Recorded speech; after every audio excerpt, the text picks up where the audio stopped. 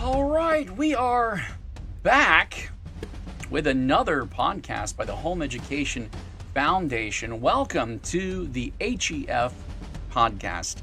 This is the podcast, again, of the Home Education Foundation, which is an organization started by the beloved Brenda Dickinson way back in the early 1990s, just after securing a victory for home education families in the state of Florida. Before 1985, when home education was made a standalone right that parents have, homeschooling was a thing that parents did kind of through umbrella schools or mini private schools, where it was a bit of a loophole as to how we arrived at guarding our rights. And Brenda looked at it. Her husband was an attorney at the time, and they got together with Senator Dick Langley and Representative Daniel Webster, and they said, parents should have the right to educate their children, set their own standards. The children should be raised with their values. And then that's important because we agree with the Supreme Court's decision back in 1925 that the children are not merely creatures of the state, but they in fact do belong to their parents.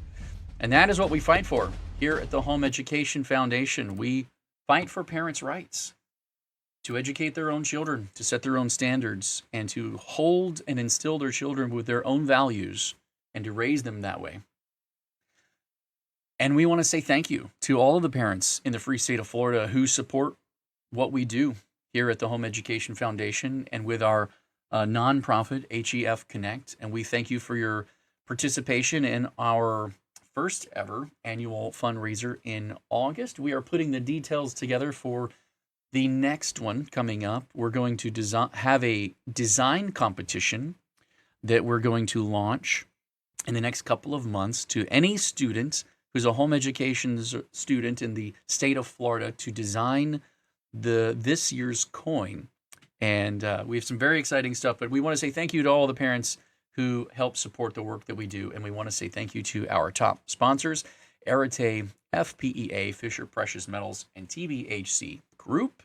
And boy, oh boy, let's go ahead and jump into it. I have Mr. Not Appearing in this film, as Monty Python would say. I have with me today Nathan Groff, who is one of our nonprofit board members, and he has also kind of been the man to my shoulder, where we have been working on these extracurricular bills over the last 2 years, I guess now almost, or going on.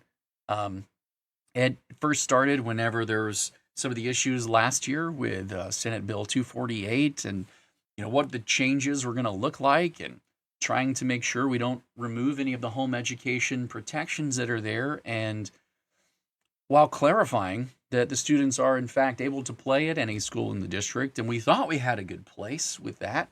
And lo and behold, here we are looking at another extracurricular bill and a complete rewrite. But Nathan Groff has been right there with me every step of the way. He's a very involved father. His son plays sports. And from what I understand, he's actually very good at it, which is great. It's always exciting to know that. But he's a bit of a veteran in this fight, and so I wanted to welcome him on today because we're going to do a deep dive into the extracurricular bill because there's some much-needed answers to some much-asked questions. Nathan, thanks for being with us.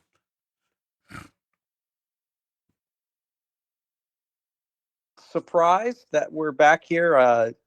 My experience dealing with legislation for the last 3 decades is that it's an ever-evolving process.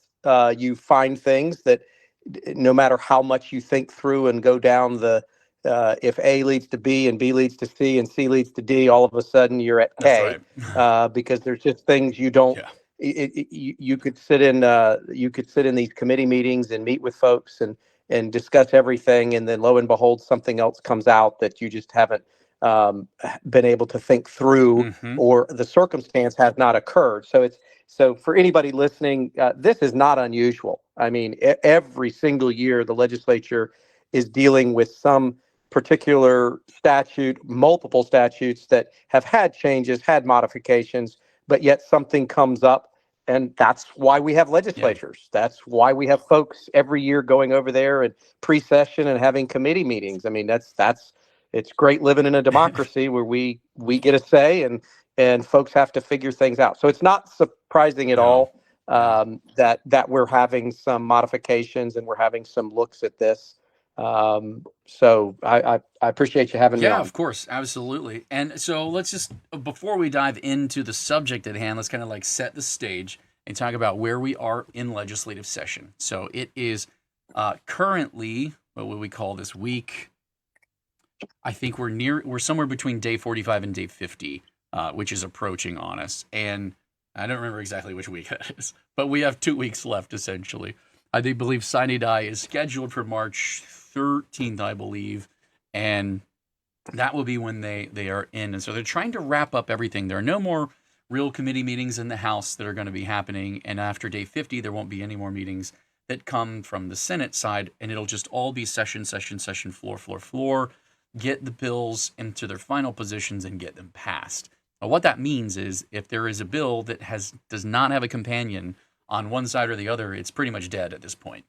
So it would need to have been heard by both chambers in order to then be able to be pulled into final.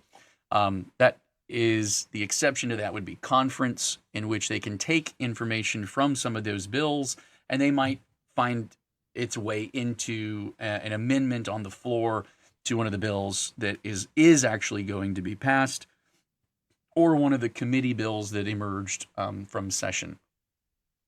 And typically there has to be some germaneness to that. Right. You wouldn't take a bill that's dealing with healthcare and post-op surgery and stick road building Great in clarification. it. That's just not.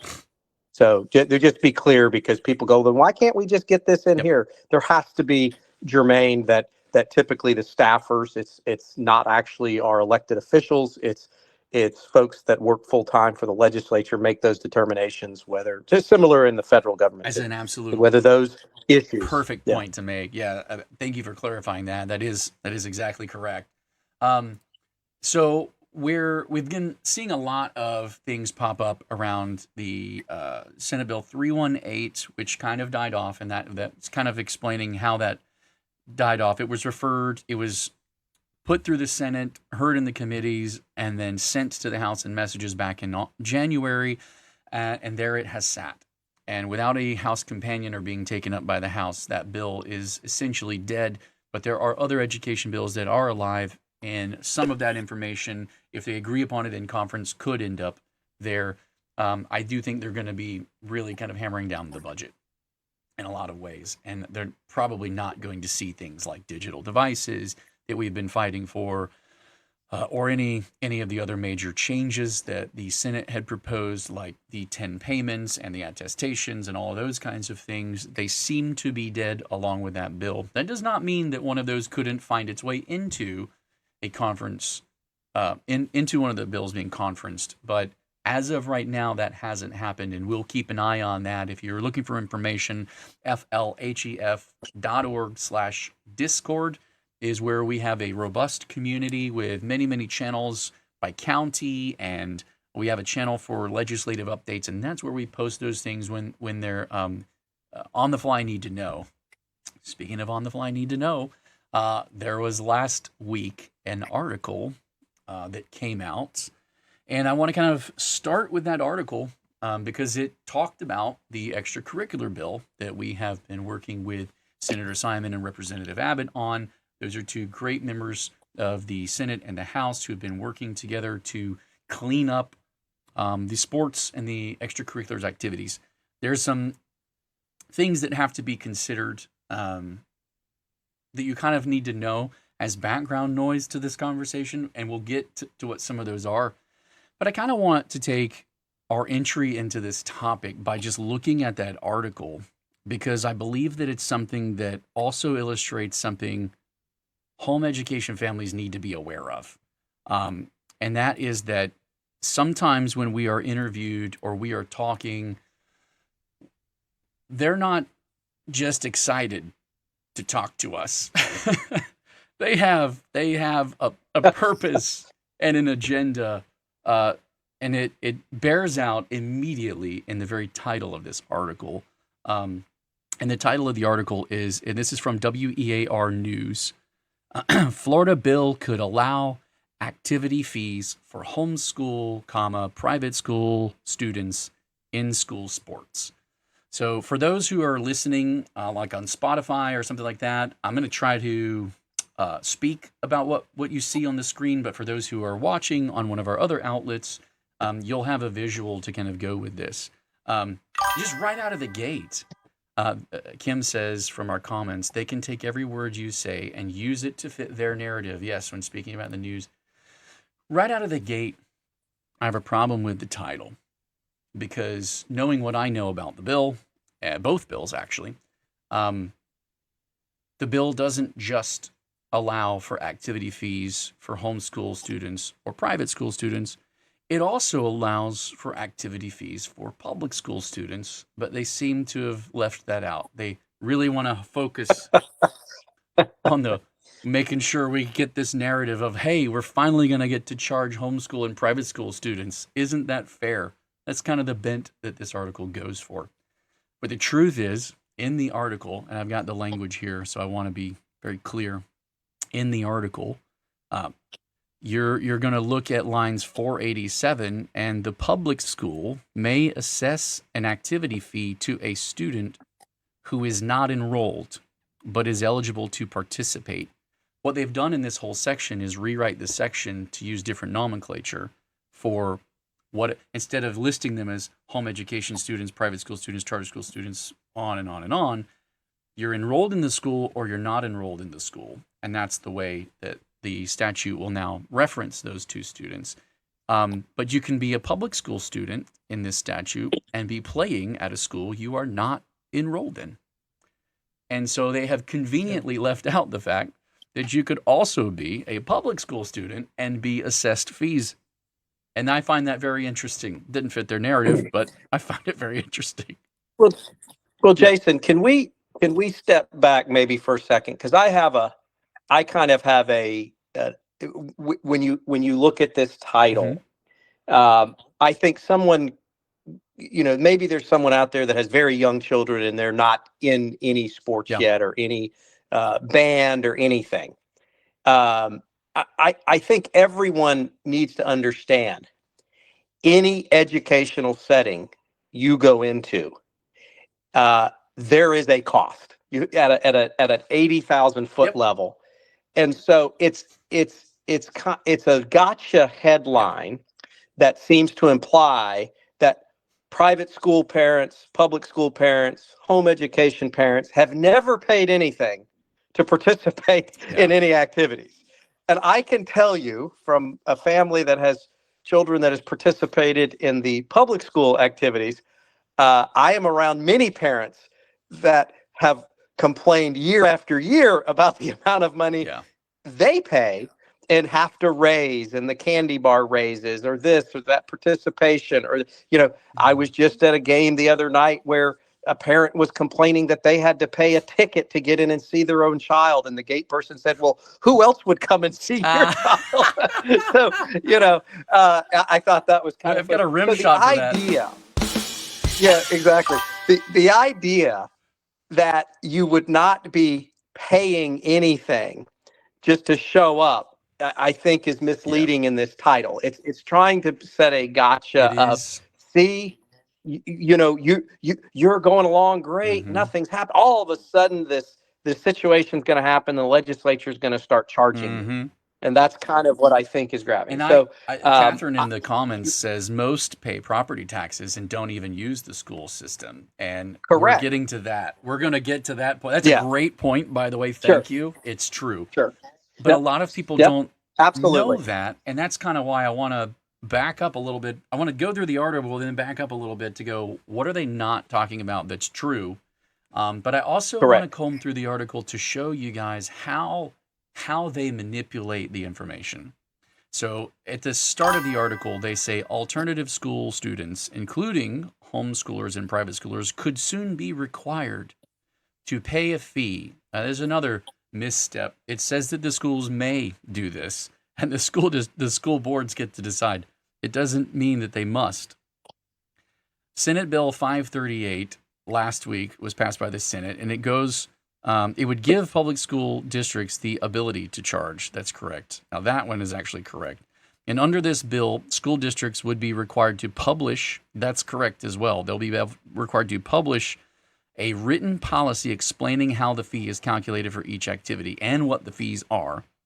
And that the fee would have to be uniformly applied across the school district. And keep in mind that uniform application also applies to the public school students they would charge those fees to. So this is where they've kind of left some of those pieces out. The bill also limits the fee to each student's share of the costs, yet it creates a prorated running. And then they interview a homeschool mother of 11 children.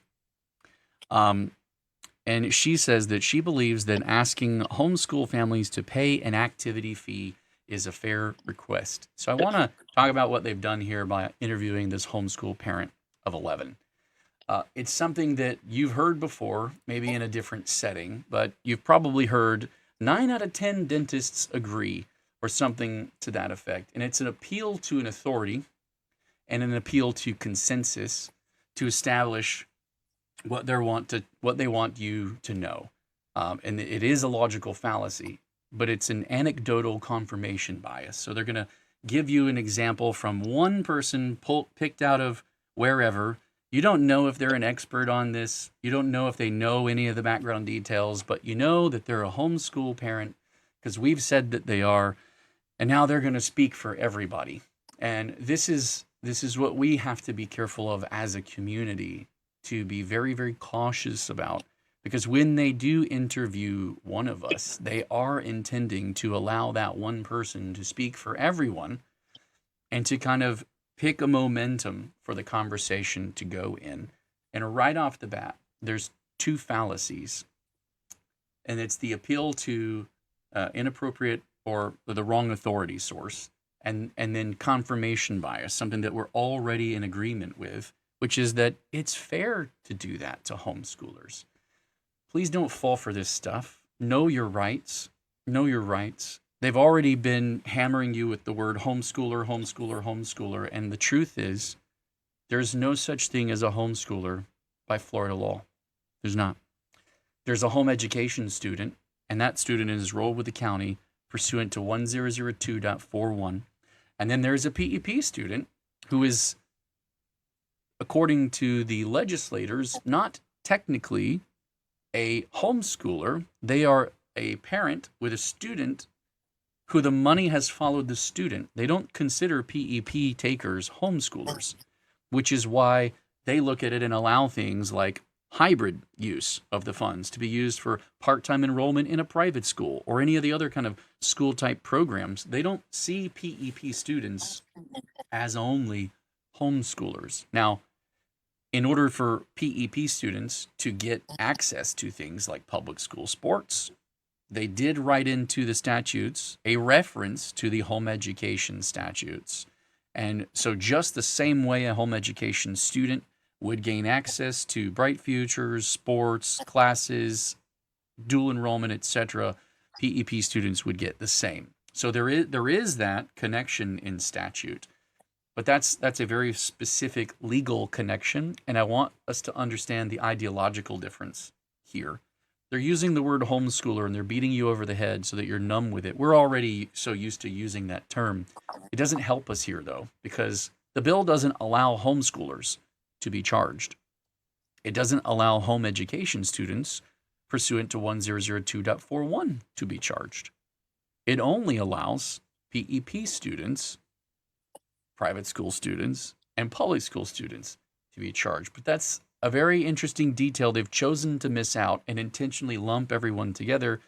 And unfortunately, this homeschool parent just fell right into their lap to make it convenient for them to push that narrative forward. She says, if I, as a homeschooler, choose to utilize the public school system that was not set up for homeschoolers, then yes, I don't think I would have a problem paying what they ask me to pay. And I want to break this one down just a moment, because it's almost as if saying, here's the rationale. I'm a homeschool student, and I don't think the public schools are meant for me. I'm out of that, and if I go back there, then it's fair. And I've heard this from Alachua County school board members. I've heard it from other places, but Yeah, you're that's a dangerous thought it process is. and I don't think people understand. And being on the front lines of this with 4 children, Go ahead.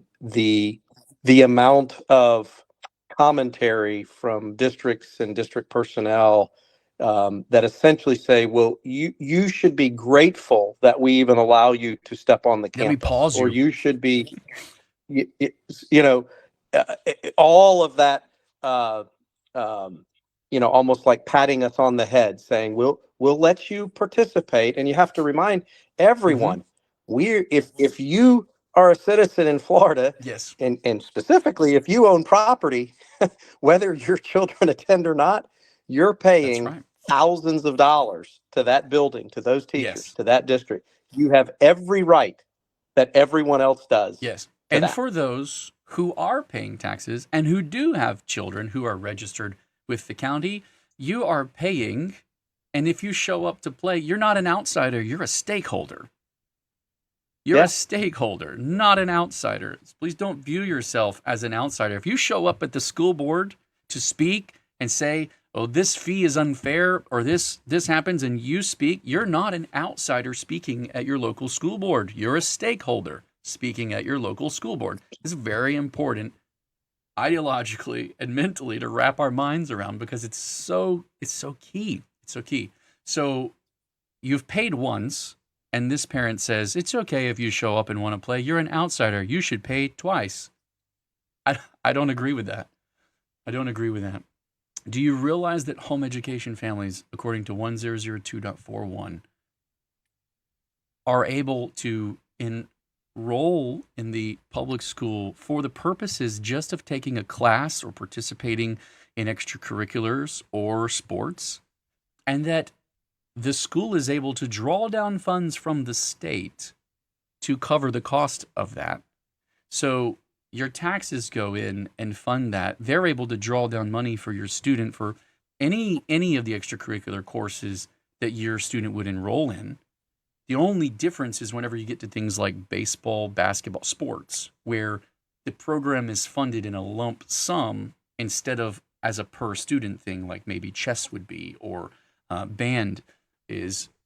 I think band is one of those in which it's also treated like a course, and so a per student count enrollment draws down funds specifically for that student to be involved in that activity.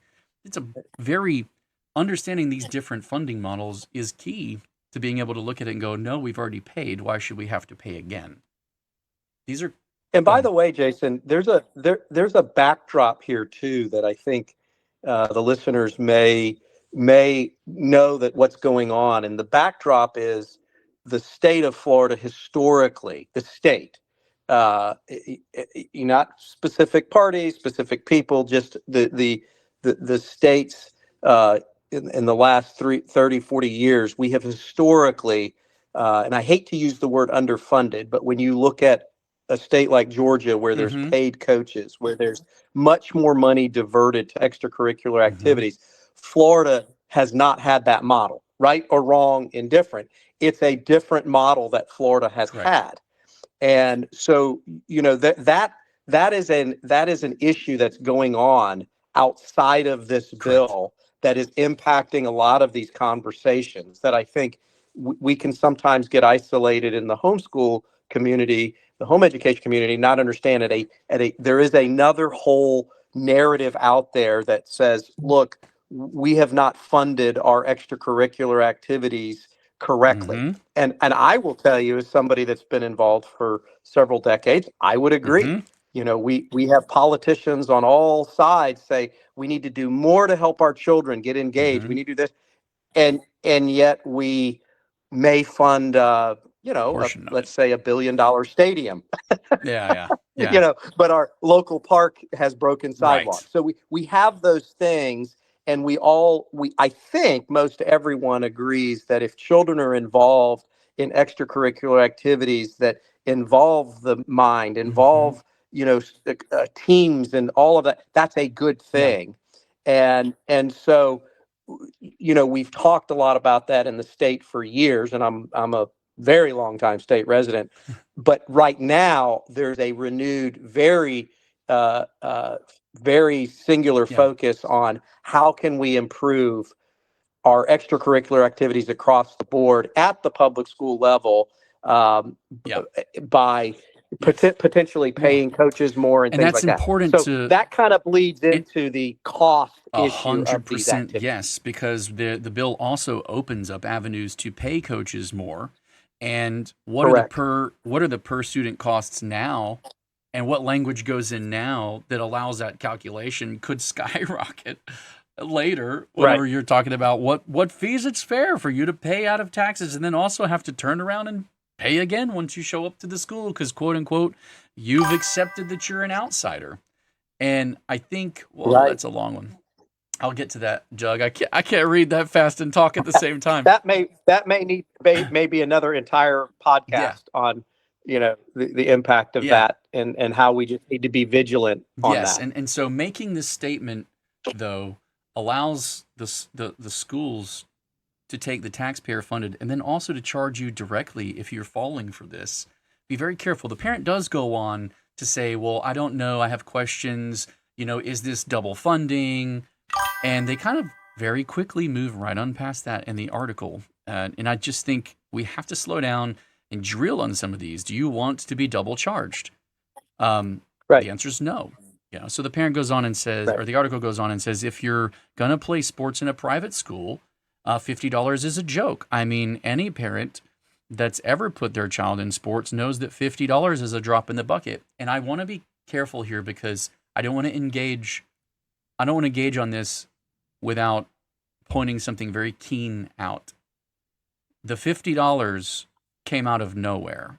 I don't understand where $50 came from or who suggested $50 in the conversation. And again, this is a snippet grab out of their conversation. I don't know what they were said in the interview that led to this quote being pulled out, but $50 is nowhere in the bill. It does not appear. So I have no idea what this is. And but they're trying to make hugely important. It is because hugely important, Jason. They're trying to make because you don't know. They're trying to make you feel like, oh yeah, no, $50 is no big deal. I would pay that compared to private school. That's a drop in the bucket. But no, don't agree to this. Don't fall emotionally in line with this rationale because no one said anything about $50. This is a reporter who has come back to the studio, listened maybe to all of their notes in their interview and what was on camera, and then pulling out to fit a narrative and a amount of text that they have to fill out. 100%. Yes. And so as someone who has dealt with the news media for, again, decades, I have never, and don't laugh too hard, but I have never dealt with the media where what I said, even looking at the transcript, was accurate between what was reported, including getting my name incorrect. So, and I'm not disparaging the media. They have deadlines. I mean, I have many calls from reporters saying, "Hey, can you help me out here? I've got a 2:00," and I was in different positions that I had to do that. You've had the same thing. So it's not. I'm not denigrating that.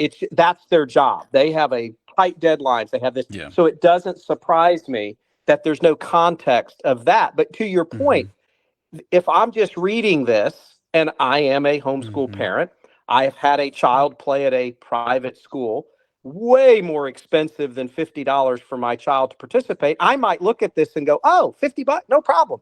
Even if they want to double dip me, no problem.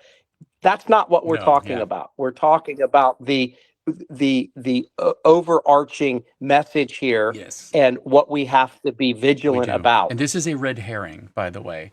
So to get you focused on the $50, to get you to agree to the premise that private schools charge you more than that, why can't a public school charge you this? Again, because we've already paid.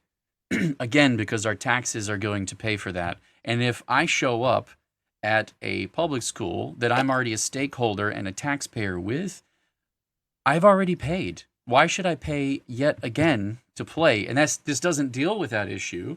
It skips that issue and just goes, but hey, look, private school sports is more than that. if a parent wants to go to a private school and agrees to the terms of the agreement that the private school comes up with and pays whatever the private school asks them to pay in order to agree and play, that is up to that parent. But if a parent goes to the public school Absolutely. that their taxes go to fund and wants to play for a program that is provided to the public, their taxes go to promote and support, they should be able to, without having to be charged anything above and beyond and onerous, regardless of whether or not private schools charge more. So it's an absolute red herring here, but it's meant to emotionally pull you in and make you agree with something. So then you swap that agreement to the main issue. And no, we cannot be caught doing that.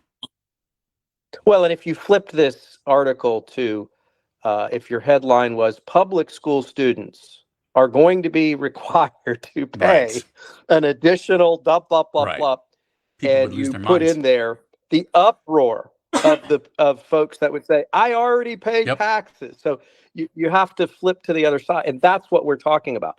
Homeschool families that choose to provide home education are paying into the school system. And that's what we can't forget. Absolutely. Don't hyperfixate on some of these issues that they bring up as red herrings and then get lost on those. Stay focused on the main thing. Keep the main thing the main thing.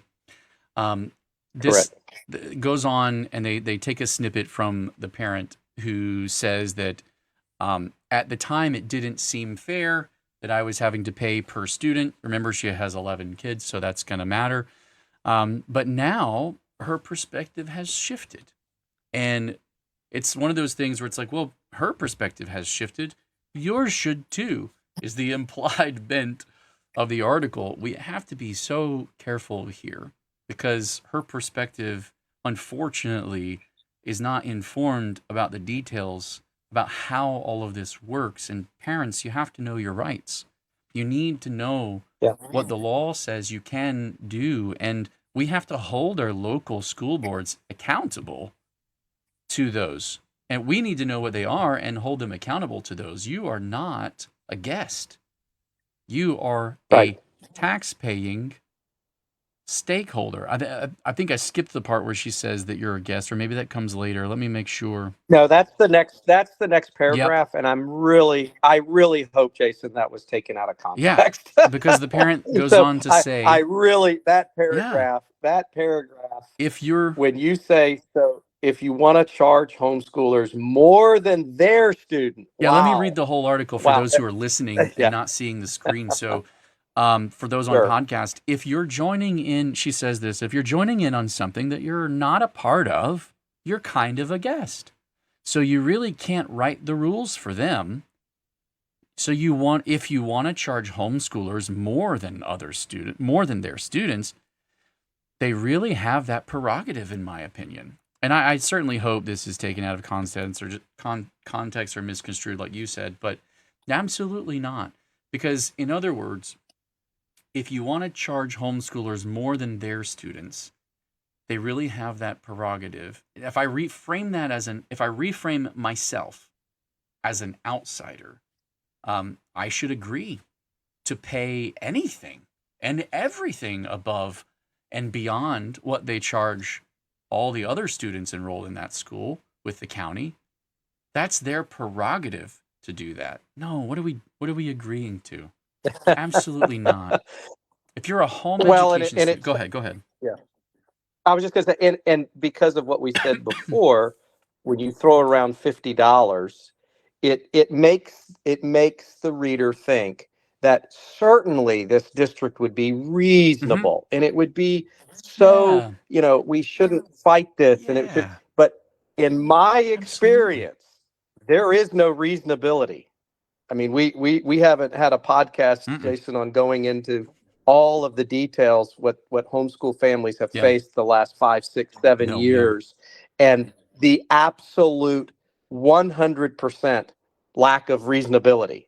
Yes. Just absolute no's and absolute, this is the way it's going to be. So the idea that you're going to get reasonability from a school No. district, I think is a And fallacy. I'll give you an I think example.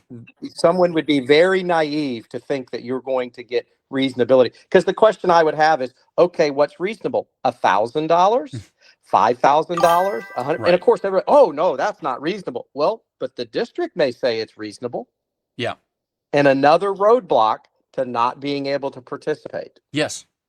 And I think that to make your to make your case, out of Alachua County this year, we had a school board member stand up in regards to, oh, are you going to provide classes to homeschoolers with a PEP scholarship or not, and et cetera. And she said, absolutely, this gives me heartburn. I think we don't do anything until the state makes us. When you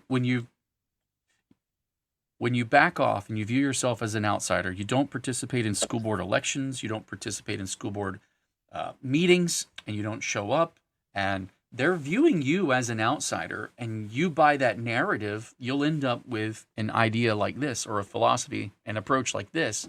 We have to be careful. You're a taxpayer, you're a stakeholder. It is a public funded and a public initiative. And therefore, you're part of that public, and you have students who could and would participate and are registered with the county. Go ahead. If you're a home education student 1002.41, you are registered with the county. They can draw down funds for your participation. They should not be allowed to charge home education families that. So to lump all of these together in one word, call them homeschoolers, and not to bifurcate between PEP and home education, I believe is disingenuous by the journalists here. I believe that they're intentionally conflating those. Maybe they don't understand the difference, but at the very least, they didn't read the bill, because there's the word homeschooler. It's not in the bill. I know, because I fought to get it out. They put it in there. They put it in there, and I said, whoa, whoa, whoa, what's a homeschooler? And I specifically went to staff, and they made an amendment for the appropriate reference to home education in the statute. So I know for a fact the word homeschooler is not in the bill, and I want to keep it that way. But Right. anyway, if you're a PEP student, personalized education program student pursuant to 1002.395, then you are a student who is not registered with the county. You're registered with the scholarship funding organization that you're with. And that is how you're enrolled by law for your mandatory attendance requirements. And so then you're given a disbursement of education funds for that, in pursuit of that education enrollment option. The county gets the disbursement, and that can be anywhere from $12,000, $11,000, $9,000. I've seen some reports for the DOE over here. I'll just pull them up. You've got $10,000 per student costs, $11,000, $13,000. There's one here, $17,000 per student. And this is from the 2023, 2024. So they're probably spending a little bit more now, because that's kind of the way. But this is the per county funds that they spent per pupil. And if you're a PEP family, you've got an $8,000 maximum that you can get, which is technically less than that, depending on your location. I generally see anywhere from $6,800 to $7,400 in the disbursement. So you're gonna show up, and then Destin, Florida is gonna tell you, hey, pay $2,000 extracurricular fee. So an entire fourth of your entire education budget for the year for one student goes to sports, that one sport. Be very careful. Be very careful what you agree to. And stating things like it's their prerogative to charge them more than they charge the other students if they want to. That's my opinion. Let's be careful about that. We've got to be careful about this. Fair needs to be a measured response. We need to understand what that calculation is. You don't have to be a nerd about it, like I am. But if you don't know, be very careful when you're being interviewed as to what you commit to. Kim Hannon says in our comments, she says, I think one key point to take away from this article is a recognition as home educators how essential it is that we understand the laws and that we go to the source to get our information, and we don't fall for the trap of fear-mongering and power plays and just basic misunderstanding that can happen within Facebook groups. and other social media platforms. Kim, let me put the clapping track on here for you, because absolutely 100%, hands down, yes. That's a key takeaway. Well, and I think, again, go beyond this article and this particular bill and this particular issue. If and it's probably for political geeks, you go out to Safety Review, you go out to the political websites, and this is across the board on any issue. There's gotcha headlines, because let's be real, we Yes. want readership. Yes. We want people to tune That's the in. game. And so the danger of the social media fire is, if folks like you and others have spent your lives and life looking at detailed analysis of how legislation impacts across statutes and language, and a reporter in a Facebook group is not going to spend that time. Yes. And No. there, And maybe a mom the other on her thing, way to looking at soccer isn't going to take that time either. yeah, you cannot do Yeah. that. If anybody has spent any time in any statute and bill, and how that bill marries to existing statute, I applaud you, because that's in the hours, not in the minutes. Right. And so even when you think you know what it says, even at this, look at the cross references to other Yes. statutes. Look at that's what we pay attorneys over in these bodies, in the House and the Senate. That's what they spend their day doing, trying to figure this out. So I only say that is be very, very careful reading any news article about anything legislative. Take it for what it's worth. Maybe it interests you, and to seek more information.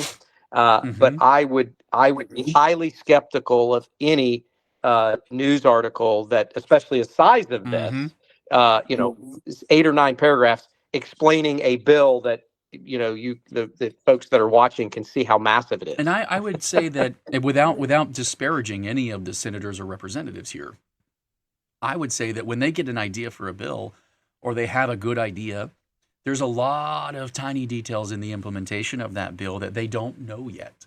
And that's why the staff, there's an entire floor of staff for education, and another floor of staff for fiscal.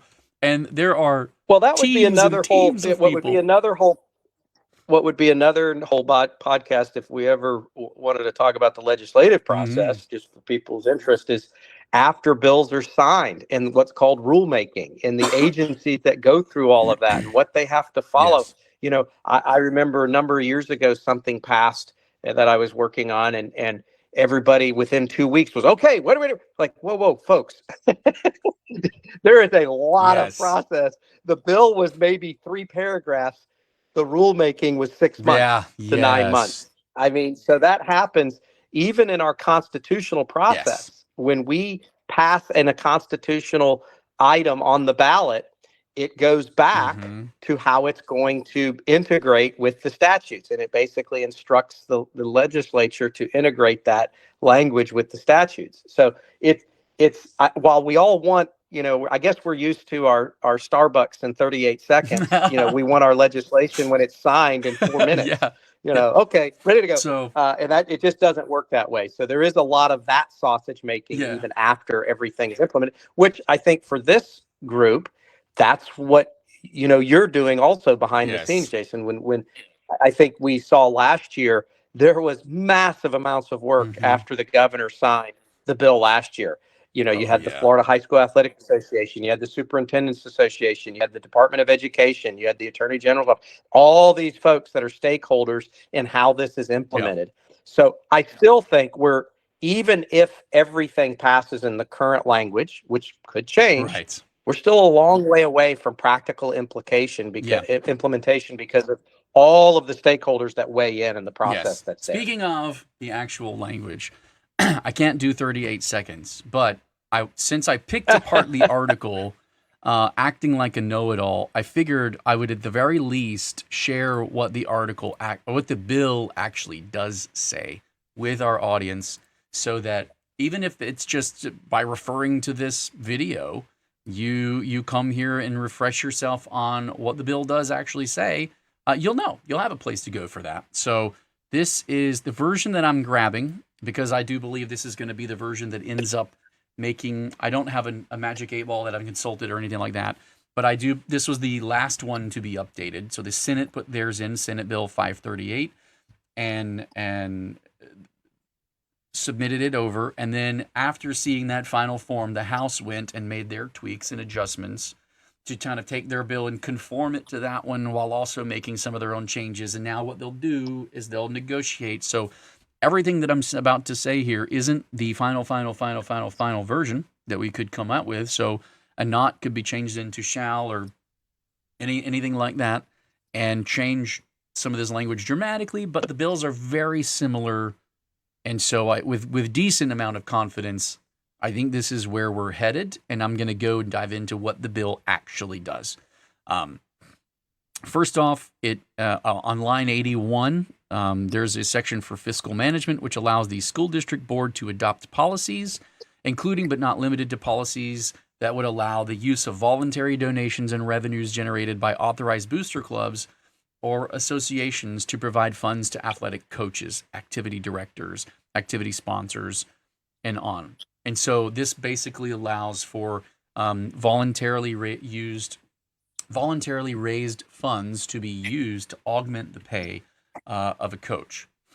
All right, that's important. That's huge. I don't think that should be small. That should be very, very big, actually, because that's one of the key differences in the way that we're funded now. That's not allowed, and so we're losing coaches to Georgia and Alabama, where they can regularly go get a 6-figure income by coaching high school sports. So as we continue to go down, the bill is still called the Craig Dickinson Act. I'm very glad to see that still in there.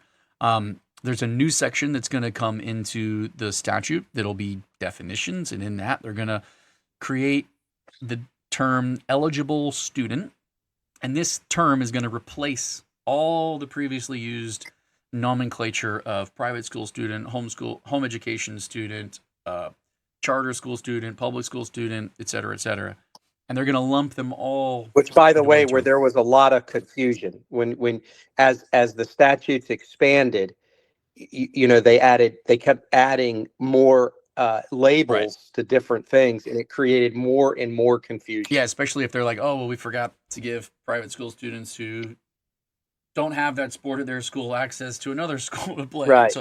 So this will kind of uniformly create one term everyone is referred to under one set of terms. So you're an eligible student or you're not an eligible student. And that includes everybody. That includes home education, charter, private, virtual school students, alternative school students, traditional public school students, etc., who wish to participate in interscholastic and extrascholastic extracurricular activities. What a mouthful. I told them that they needed to just define the word activity and then put that in there and then just use activity everywhere so it's shorter. They didn't like that.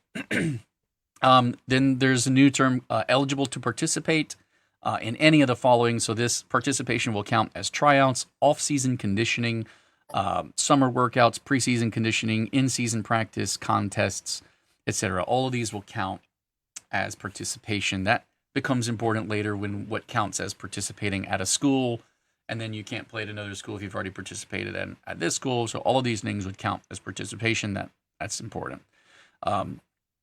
The term extracurricular means any school authorized or education related activity occurring during or outside the regular instructional school day.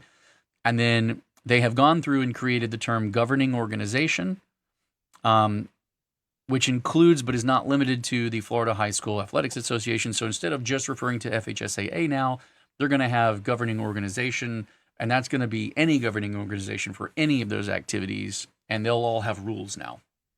So, and that becomes important later when they have record-keeping responsibilities and other things like that. So it's not super impactful for us as home education students, but we're running out of time, so I'm going to try to stay as focused as I can on the main things. So then there's a section called eligibility, and this is the issue that we ran into with a different conversation this week. Somebody had some questions about it, and I was trying to break this down for them. So they created one uniform category of eligibility and criteria. And that criteria is to maintain a grade point average of 2.0 in the course required in 1002.3105 parens 5 or 1003.4282. So these are sections where you're required to have at least a 2.0 or above on a 4.0 scale. And that's one of the requirements. Now, keep in mind, home education students, we don't really keep a GPA. And so that can be used against us if you're not keeping your records in this way. Remember, according to home education statutes, you're required to keep a portfolio, and your end-of-year evaluation, if you choose to do it that way, can be done with a certified teacher. And as long as you're showing progress commensurate with your level, that's all that statute is concerned with. And now this criteria comes on here, and it already existed as criteria. Let me be clear about that. This isn't added. This was existing. But if you eliminate the criteria for home education students, you run into the Supreme Court rules of statutory interpretation, and it's called expressio unius est exclusio alterius. I butchered that, I'm sure. For all the classic education people who know Latin, you can mock me later, and I that's fine. But what it means is the expression of one thing implies the exclusion of another. And so if they expressly set up a set of criteria here, and they do not include an accommodation for the criteria of home education students, it is implied that they intentionally excluded it. And now this is the only criteria that anyone can be required to use moving forward.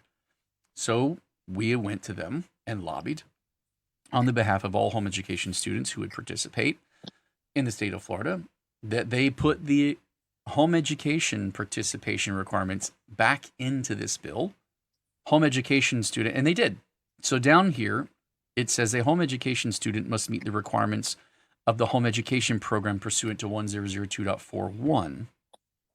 And during the period of participation at the school, the home education student must demonstrate educational progress as required in paragraph B in all subjects taken in the home education program. This is critical. I've highlighted it. By a method of evaluation agreed upon by the parent and the school principal. So I want to say a couple of things here. One, this is not new language. I didn't come up with this. This is already in statute. So there's no change in terms of giving them any more control than they would already have. This is in existence.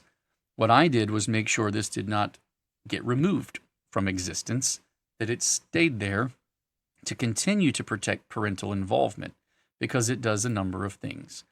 It requires the school district to work with the parent in an agreed upon measure. This is done through the school principal, so they're named. It's not like they're given special power to the school principal. They're just named the school principal as the person with whom the parent has to come to that agreement. But the parent can disagree, and they're empowered to push back and disagree.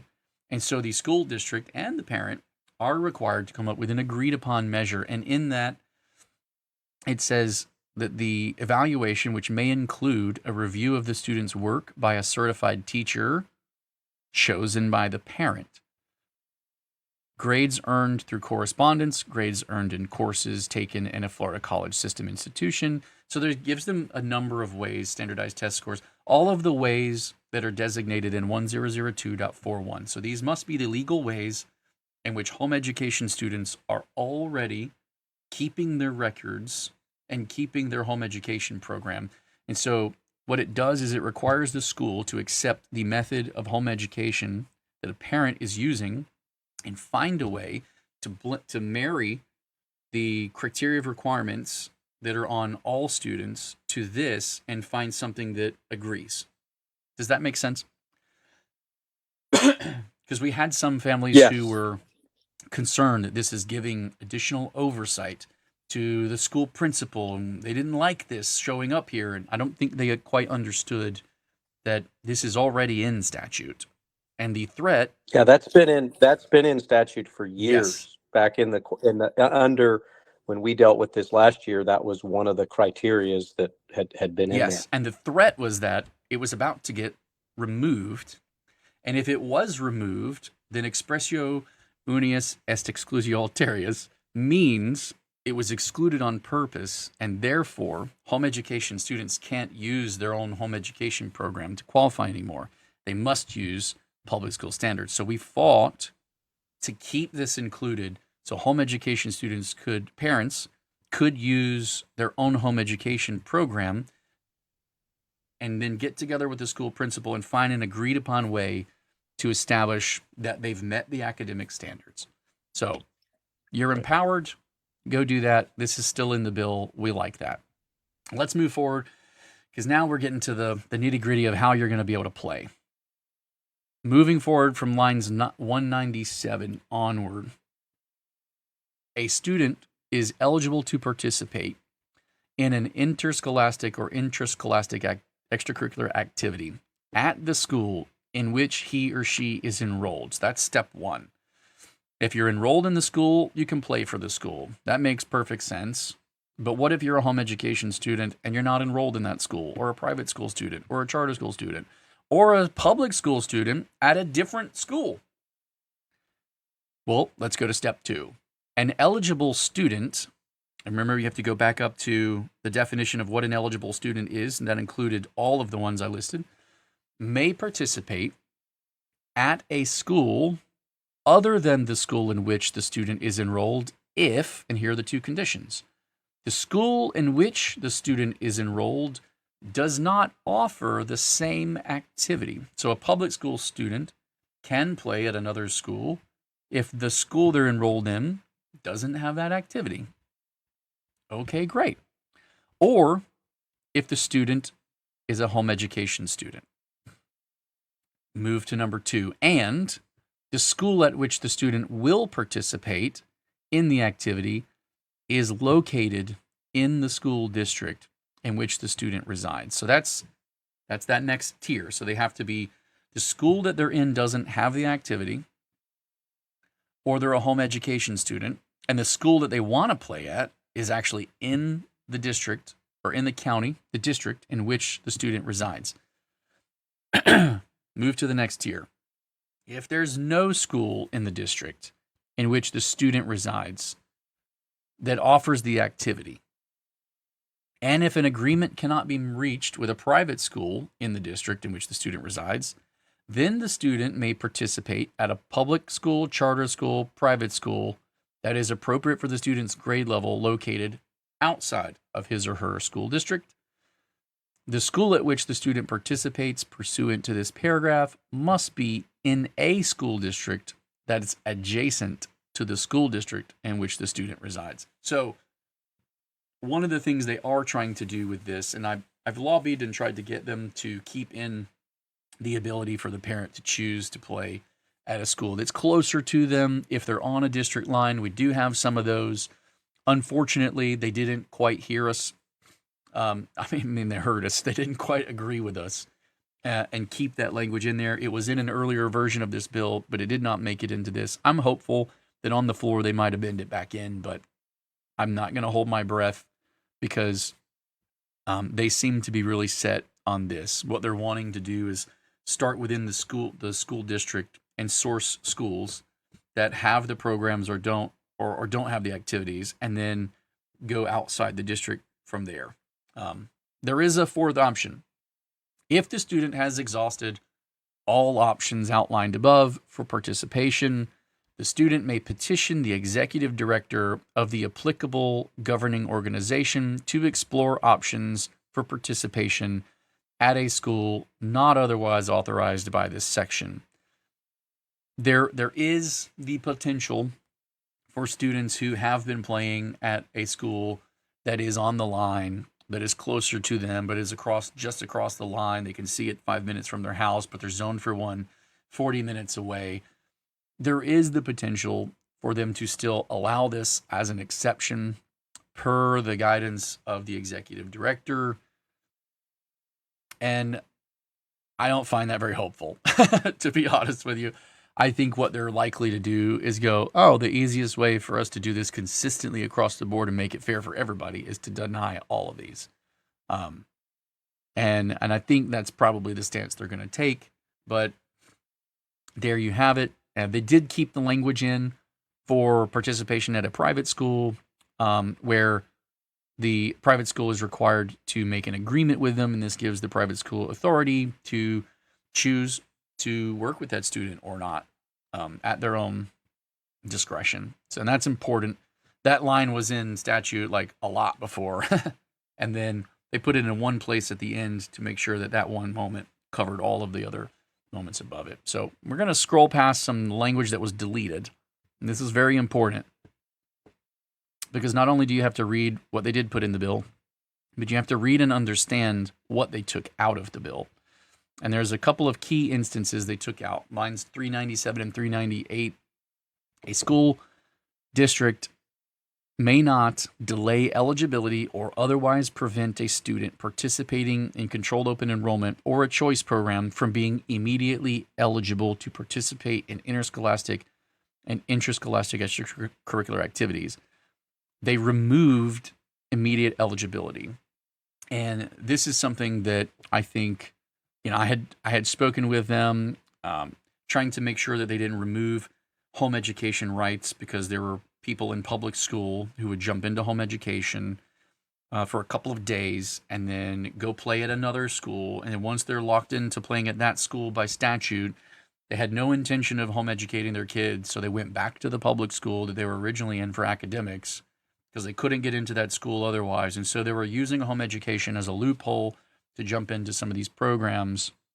And rather than gut home education rights, for home education students to have access to these schools to play at, which is what some people were promoting, I will say that it wasn't our senator and it wasn't our representative, but there were other governing entities, I shall call them, that were pushing back and saying, that these homeschool rights are a problem. And so I pushed back on that and said, no, rights are not the problem, but immediate eligibility wasn't added until 2016. And at that point, it became a problem, because then people were able to abuse a right that exists and should exist, because we added immediate eligibility. So if we carve back immediate eligibility, then people can still choose their academic path and make their choice and be committed to that without being punished, because they're not trying to jump and bounce around. So they've removed that each time that it appeared. They kept in that home education associations can join as member schools. And they also kept in some of the other language later that's important. I'll come through them real quick because I know we're getting in on time. But school does have responsibilities. The athletic director or other appropriate administrator. So this gives the school the ability to kind of pick a different administrator to give this activity, this responsibility to, has to keep records necessary for eligibility, compliance, and participation for all eligible students participating in the activity at the school. It also allows the governing organization to request records. So any school that has a student who is seeking to participate in an activity must make all records related to that student, including but not limited to academic, financial, disciplinary, and attendance records, available upon request of the governing organization. I pushed back on this very hard, and I need y'all to know that, because I think this is very, very broad. I think this is a blank check of records requesting. And I think that they could fix this by adding a simple phrase, as related to the student's participation in the extracurricular activities. They added records related to that student. So that cuts off a couple of other things that they could have requested about the parents through that student. But my mind always plays the game of like, how horrible could this be if somebody just wants to make it that? I think they need to clean that up, and I've talked to them about that. Hopefully we'll see them clean that up, but we'll see where that goes. Just keep your eye on that and be careful. Be careful what records you agree to give them, and you're welcome to report to us any issues that you run into where they're requesting records that you think are inappropriate, because then we can use those as ways to go to our senators and go, hey, look, on our representatives and go, hey, look, They're being requested this. This is very weird and very strange. This doesn't have anything to do with sports. Why should they be able to do this? And I know the loophole through which that's done, and I could help them close it. But, if you run into any situations where that's happening, feel free to come and report that to us. But this is what they are allowed to request. And so be mindful of that moving forward. Here's the fun part that we were just talking about from the article. So let's dive in. Each public school may assess an activity fee to an enrolled student.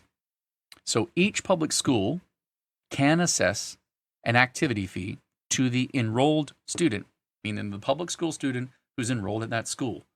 So issue 1 with the article resolved right there. They can assess fees to any enrolled student. Each public school may assess an activity fee to a student who is not enrolled but is eligible to participate pursuant to this section, provided that such fee does not exceed the greater of the following. The fee students enrolled at the school pay to participate in the activity. So if they assess a fee to a student who's enrolled, then they can assess a fee to a student who's not enrolled, and the greater of the two, right? So then the next one would be a reasonable fee based on the cost to the school, not to exceed $400 per activity. Go ahead. Yeah, what I was going to say is that is the starkest thing that comes out when you then go back to that article. Yes.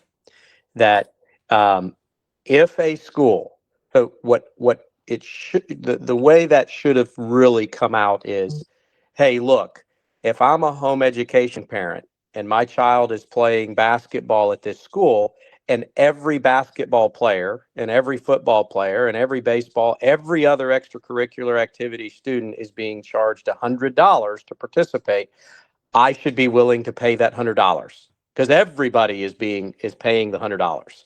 Therefore, it's fair, right? Because it probably wouldn't be fair if, in reverse, the homeschool child, the home educated child, doesn't have to pay, or they have to pay more. Right.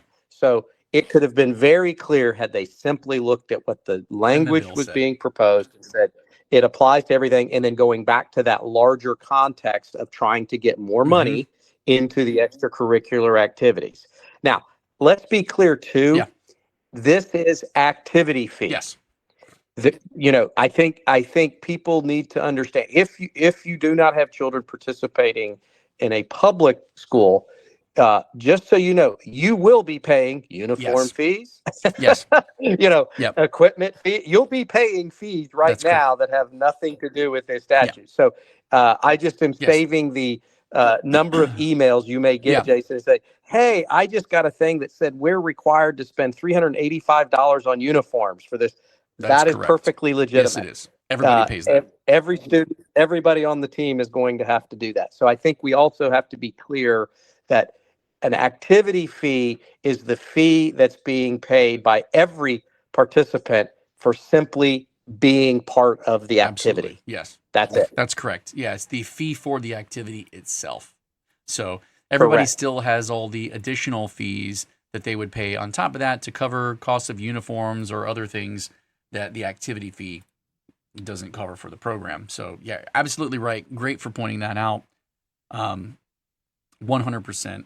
They are required, this bill does require them to annually, by July 1st, activity fees developed pursuant to this subparagraph must be approved by the district school board or charter school governing board as appropriate after being voted on as an action item. Each public school must publish a complete list of fees developed under this paragraph by activity on its website before the beginning of each school year. There should be no hidden fees. Let me get that clear. You should have full transparency. You can expect full transparency. And if you don't, you should refuse to pay any fees that are not listed on their website in accordance with statute, because it would mean that they don't have any fees. Because by law, they're required to post them and vote on them as an action item and for them to be transparent. Does that make sense? Yeah. So, Jason, could you rewrite this line, the article headline? Now that we know this, could you rewrite this article headline that I would not have to actually read the article and understand in a headline what this Yes. is? I mean, I could give an Yeah, attempt, sure. but you're a wordsmith, Yeah, I so would say I'll let you give an I would just attempt. say possible new fees coming to public school sports, and I would end it there. There you Done. go. I was thinking the same thing. All students in the state of Florida playing at public school sports may face a That's fee. right. May A face new new fees, fee. period. And that's some fear Yeah. mongering for you anyway. Even if you want, Yeah. it's still there. Well, that it puts it in It perspective. does. It puts it in It should. perspective when you look at school board meetings. Now, let's fast forward. Let's assume this passes. And all of a sudden, your local school board says, we are thinking about an activity fee, Yep. $250 a Yep. child. You will have to get in line as the homeschool parent to even get into that meeting of the number of people that are going to Oh, play. yeah. Not saying right or Oh, wrong, yeah. but you are now in the same boat with all the other parents in that district. Correct. So that kind Yeah. of puts in so the idea that all of a sudden school boards are immediately going to start passing fees. I think they all want to get reelected as well. So I think everyone in the state of Florida has figured out that when we say fee, we might mean tax. Yeah. So I think there's a after this, if it does pass, Mhm. we are just going to be one of many communities Yeah. that are going to be vocal about this. Yeah. There's going to be some that absolutely support it. We need more money into the extracurricular activity. There's going to be people that are against it. I don't think it's going to be a homeschool, private school, public school type. I think it's going to be a philosophical issue Yeah. of are the school districts allowed to charge course. additional fees now under state Yeah, law? and this will impact more than just home education or private school students, Correct. unlike what the article said. So those fees that do Correct. get voted on will get passed for everybody. And so this is something to keep in mind as well. If you're the kind of home education family who is like, leave us alone, we don't want to participate, we don't want to be bothered, that's fine. But do realize that if you get involved with your school board meetings, I think I heard of someone down in the Hillsborough / man, I can't remember the exact county, Pasco area maybe, running a homeschool parent, a previous homeschool parent running for a school board position. Kudos. Absolutely awesome. Your involvement here helps determine what these fees look like. Your ability to stand up and speak up for yourselves or do that. And if you want to collaborate or if you have issues, our Discord is there. I know that we had someone out of Alachua who was there posting about the school board meetings and what was going on and what was being voted on and how it was impacting homeschoolers in their area. And I appreciate Brad Campen for doing that in our Discord because he was helping everyone in Alachua, including us, stay on top of that and what was going on. And that's great. If you want to be involved, this is a great way to do it. And there's a good reason as to why to be involved because things like this are going to be voted on. They're going to impact everyone. So go put your 2 cents in. All right, let's move down to D. This is important. Notwithstanding paragraph C. Notwithstanding is I don't even know, it's a legal term, but it's a phrase that basically means even though or in spite of. So paragraph C says that they can charge they can assess fees for enrolled students and not enrolled students. That's what paragraph C said. So even though paragraph C says that, paragraph D, a home education student pursuant to 1002.41 or a public school student participating at a public school at which he or she is not enrolled may only be assessed the fee paid by students enrolled at the school to participate in the activity. Please know that that line is there because that is what is in contrast to the article in the most stark way possible, that they are not going to be able to assess fees to quote unquote homeschoolers. They are only going to be able to assess the out-of-pocket costs. The same out-of-pocket costs that public school students pay, which is no different than it currently is right now, actually. But it's spelled out here. It's spelled out here, and it should be clear. I hope it's clear to everybody. What this whole section does is it allows them to take funds that are for students who are registered with the county and draw down those funds. And if they're drawing down those funds for the public school students and they're not charging the public school students any additional fees, then they're going to draw down those funds for the home education students, and they're not going to be allowed to charge them any additional fees. I hope that's clear. If you're a PEP student, your funding has followed your student, and it's over at the scholarship funding organization with which you are enrolled. And so, that being what it is, they are going to be allowed to assess fees to PEP students, but it shall not be anything above and beyond what is drawn down for the home education public school students enrolled in that school and in that activity. So it has gatekeeping measurements on it. There's nothing said about $50. I don't know where the article got that. So let's just be very clear about what it does state. I hope there's not any questions. The parents of the student are going to be responsible for providing transportation of the student to and from the school at which the student participates, the school in which the student is enrolled, the school at which the student participates in the activity, and the district school board are exempt from civil liability arising from any injury that occurs to the student during such transportation. So this is just a liability. I think this was in there before, but I'm not certain about that. So this is just an extra protection upon them for, parents being responsible for their own transportation. Student transfers. This is another important one to cover, and then I think we'll have to call it. But line 525, a student may not participate in sports at 2 different schools during the same school year. So they rewrote the section that said that if a student participated in sports at this school, then they weren't able to participate in that same sport at another school, because they were running into issues where a student would play football here and then go play basketball there and then go play baseball over here, and then they're basically hopping around different schools and enrolling in different schools and trying to get to different school programs with different sports. And what they're doing here is they're saying, if you are participating in sports, a student may not participate in sports at 2 different schools during the same year. So this covers any sports. Once you've started to participate in sports at a school, that is the school at which you play sports for that year. And there are exceptions.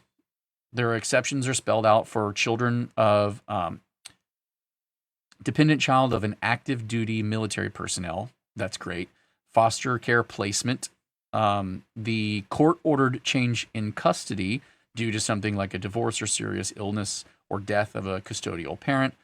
Or number 4, if special permission has been granted approval by the applicable governing organization's executive director. So the executive director of the governing org could give an exception. Again, they're likely to give no exceptions except the ones spelled out in statute, because they would have to be consistent in how they applied that across the board and transparent in how they applied that. And I think they just want to not have to deal with it completely, but it is there in special circumstances that aren't listed here. So the governing organization must provide a determination of eligibility to the requesting student within 14 days after such a request is made, and that request would be to be immediately eligible to play sports at a different school than the one that they started playing at. And there you have it. I believe that's most of what is in the bill. Let me scroll down. I feel like there was something else that I highlighted that we should touch real quick before we hop off. Toward the end, yeah. Extracurricular activities administrator. They've created a new, personnel distinction.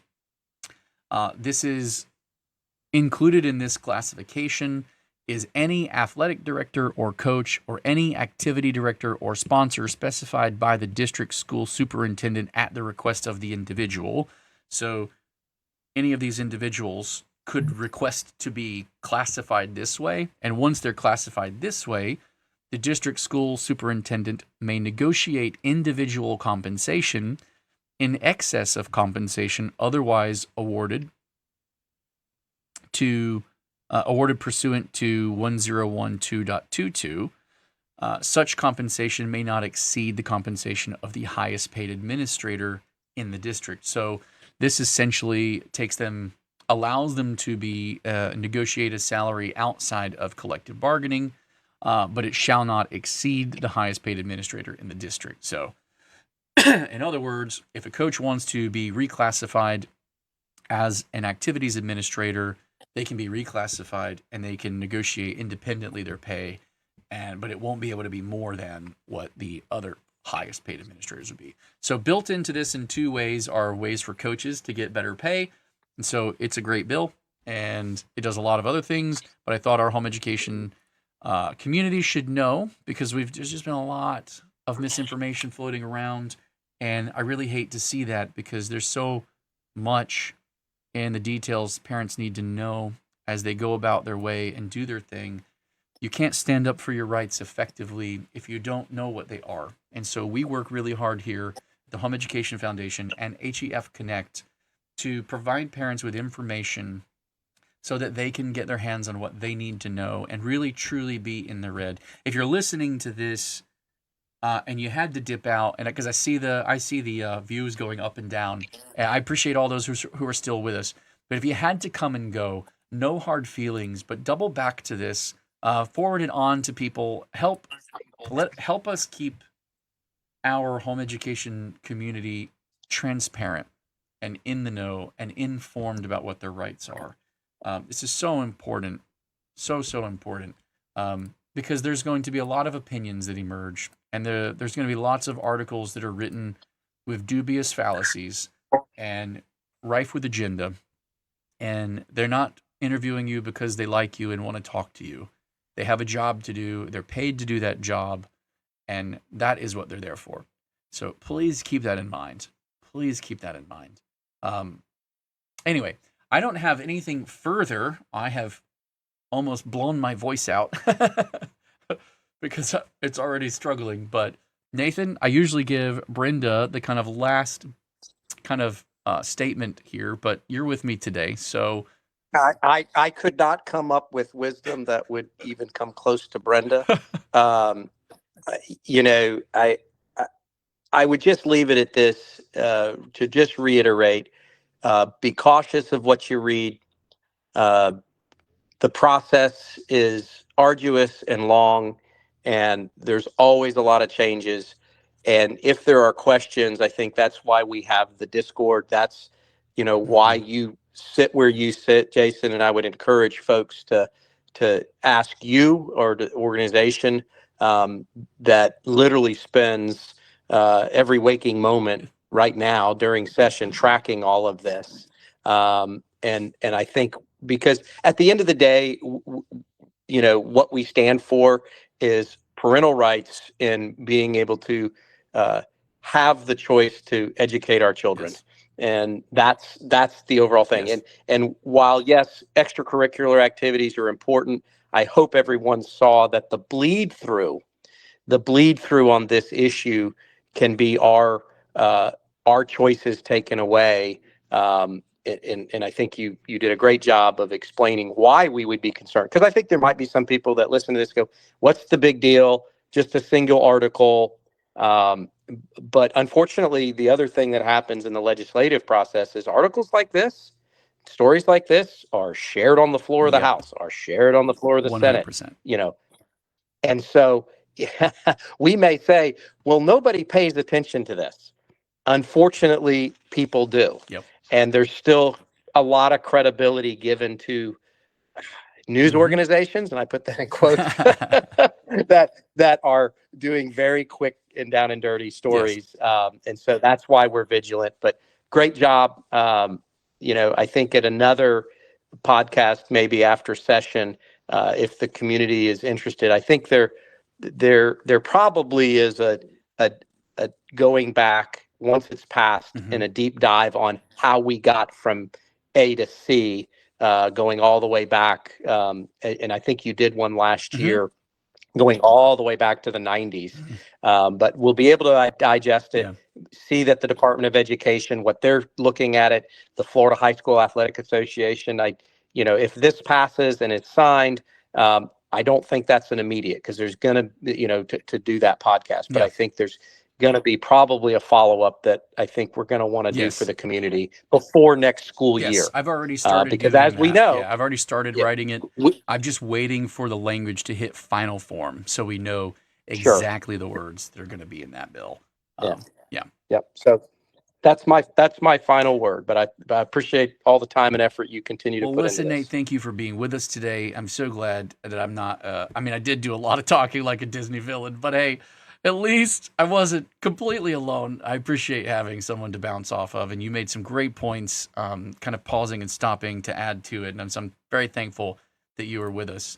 And I'm thankful to all of the parents in the free state of Florida who are here to educate their children in ways that they see fit and put their values into their children and set their own standards. And we're here to speak up for you in the Capitol and see that, that's what we fight for. That you are the parent, that yours is the voice that matters most in the child's life, period. We're thankful for the support of parents around the state who help us in that endeavor. And we're also thankful to our top sponsors, Arete, FPEA, Fisher Precious Metals, the TBHC Group, for being our top sponsors. You guys are absolutely awesome, and we're so thankful to have you with us. Without anything further, I will say happy Monday, and get back to doing whatever you homeschool people were doing, making those memories and living that life.